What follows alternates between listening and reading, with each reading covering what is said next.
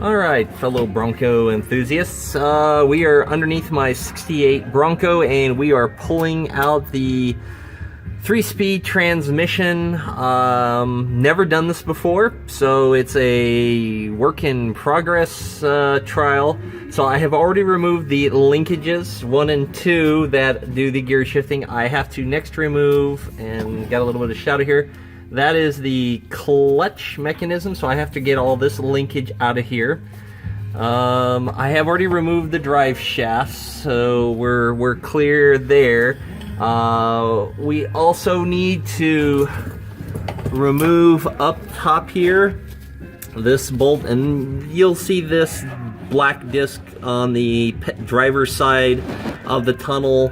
That's to remove the gear selector up on the top side. And then on the transfer case, somewhere around here, I saw it earlier, back here, oops, get some light, is the speedometer cable. We got to remove that bad boy. Okay, just a quick update. When I was pulling this part out, I couldn't get it to line up because I have a 1-inch body lift and the bolt was hitting down here. So what I had to do was unmount the cross brace for the transfer case so that I could lift it up with the jack. So now the bolt comes out and that falls out of the way. So that was a little bit of an ordeal. I've also had to drop the exhaust starter. The only thing that is left that I have to do is I think I've got to pull the passenger side header. There's no clearance whatsoever and I can't shift it back from where it's at, so you know, that's obviously a problem. So I guess I'm going to be pulling the head off here as well. Okay, if no one ever told you this, pulling the headers makes it a whole lot easier to get into this stuff here. Probably should have done that from the beginning, but I've only got the bolts here on the side to crack. Same thing on the driver's side, need to crack those. Once I've cracked them, then I'll bring the transmission jack underneath, strap it all down, lift it up a little bit, pull the bolts, and we should be able to slide this thing out and on my own get this thing out of here in less than 4 hours, which I've never done this before, so I'm a little slow, but hey, if I can do it, I think you can too. Okay, I've got the transmission jack holding up the transmission, got it strapped down. I had to bring in a floor jack to hit the the gearbox and kind of lift it up a little bit so that I could get the transmission to separate from the engine, because I got to walk it off what I was told was called the spud.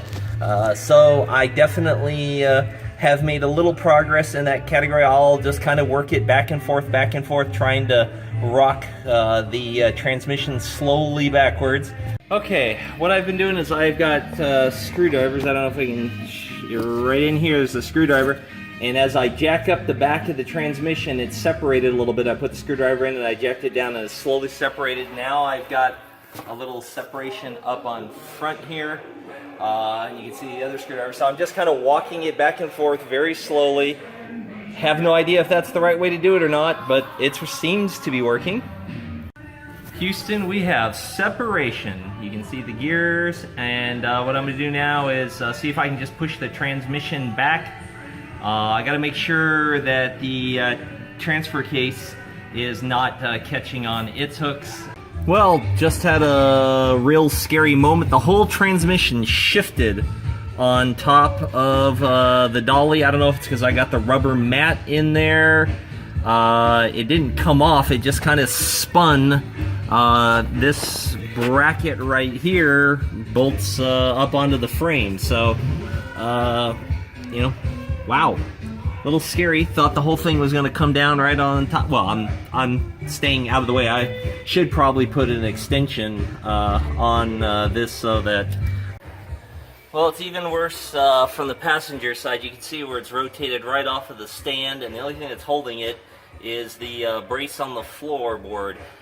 This thing definitely spun and rotated. I'm gonna See if I can jack it back the other way to roll it back on there. Okay, so tightened the strap down, and that held it, lowered it, and now it's all the way down. But here's the dilemma. Great, it's on the dolly and it rolls. Fantastic, but it's still too tall. So I'm gonna have to jack up one side of the truck to just an inch or two to get this sucker to roll out from underneath. So okay, got it out. You can see what's left of the clutches in here. It's the original. Well, maybe it's not. It says remanufactured, so I guess somebody somewhere in the history of this Bronco changed it. I got it at 29,000 miles, so I know I didn't change it. It said 87 now, so the previous owner must have changed it out for whatever reason.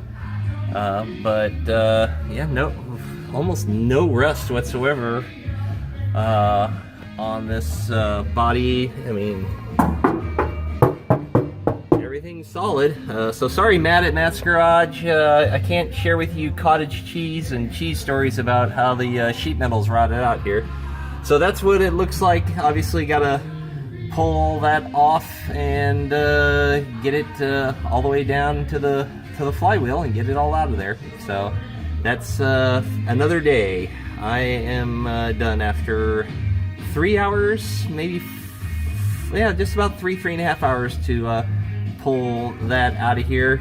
And then once I have all the rest of this pulled off, we'll be ready to put that 4R70W in here. So, all right, thanks for watching.